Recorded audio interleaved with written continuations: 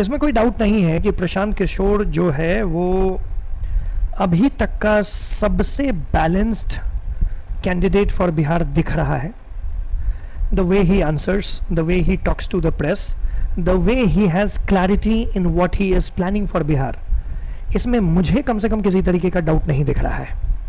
I am a very staunch Modi supporter, but I can tell you one thing कि जिस तरीके का vision Prashant Kishor में अभी हम देख पा रहे हैं, उस तरीके का विजन अभी कम से कम नेतृत्व विहीन भाजपा में जो बिहार में है वो पूरी तरीके से नेतृत्व विहीन है. ये बात एक बहुत बड़ी सच्चाई है. और ये भी एक बहुत बड़ी सच्चाई है कि नीतीश कुमार के सरकार में रहते हुए भी बिहार बहुत ज्यादा आगे चला गया ऐसा नहीं हुआ है. देयर आर प्रॉब्लम्स जिसका समाधान बहुत हद तक नीतीश कुमार ने जरूर किया है, लेकिन a lot of work has to be done. अभी जो काम बचा हुआ है उसके लिए मुझे लगता है a new energy, a new leadership is necessary.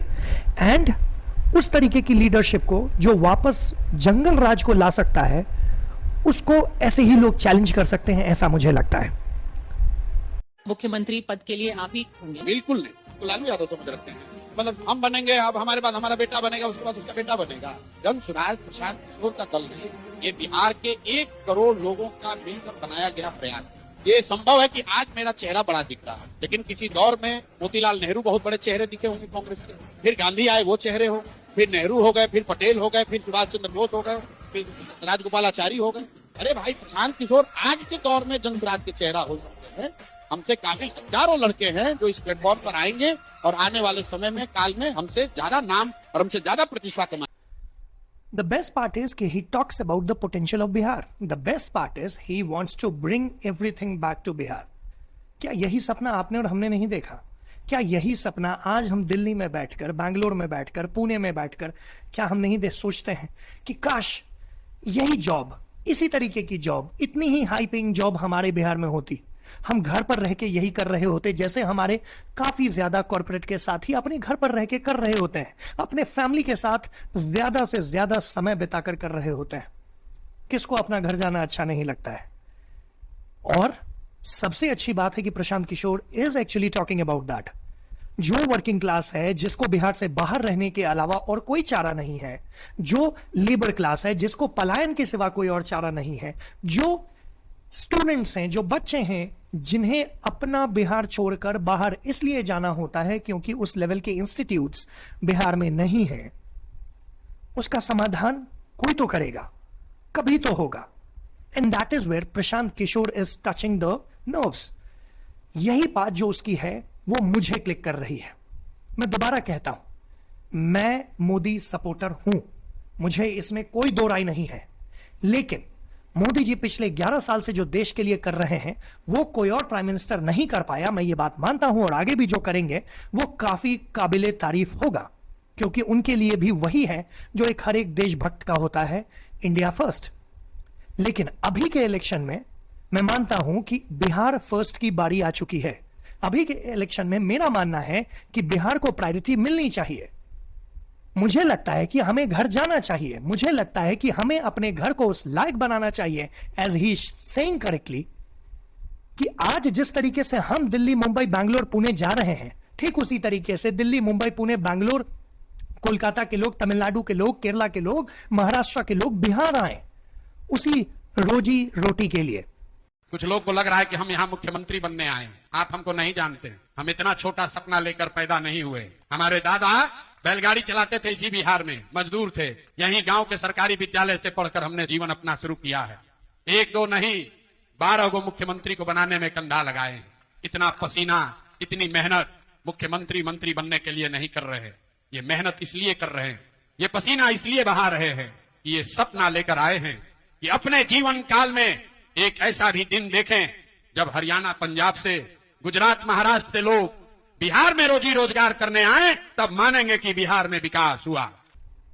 और ऐसा क्यों नहीं हो सकता है जब आप और हम अपने ही प्रदेश से बाहर आकर दूसरे प्रदेश को चलाने में पूरा का पूरा हम अपनी जान लगा देते हैं, बेहतर करते हैं, जहां होते हैं झंडा गाड़ देते हैं, तो ये हम अपने प्रदेश के लिए क्यों नहीं कर सकते हैं? लेकिन इन सारी बातों को रखते हुए बस और बस एक ही डिस्क्लेमर साथ में लग जाता है कि प्रशांत किशोर ऐसा ना हो कि ये सारी सिर्फ बातें ही कर रहा हो और वो केजरीवाल 2.0 बन के निकल जाए। और बस इसी का डर जो है हमें सता रहा है। इलेक्शन कमीशन की तरफ से जिस तरीके का अभी एक सफाई अभियान चल रहा है, बहुत सारे बोगस वोटरों को हटाया जा रहा है, दैट लुक्स गुड, बट उसमें किसी के साथ गलत ना हो, that is also a reality. और ऐसे मुद्दों पर when I C Prashant Kishor speaking, तो मुझे लगता है कि व्हाट अ बैलेंस्ड अप्रोच, कितनी सही बातें ये कर रहा है। संविधान के खिलाफ जाके कुछ भी नहीं होना चाहिए, ये मेरा भी मानना है, लेकिन बोगस वोटरों को, रॉन्ग वोटरों को हम अपनी लिस्ट में ना जुड़ने दें, ना रहने दें, यह भी हमारी एक जिम्मेदारी बनती है। लेकिन जब ऐसे सवाल पूछे जाते हैं तो बाकी पॉलिटिशियंस को आप देखोगे कि उनका जो ऐसी चीजों को हैंडल करने का तरीका है वो काफी ज्यादा एग्रेसिव और गलत होता है। वो फिर जात, धर्म और उस तरीके की राजनीति में घुस जाता है।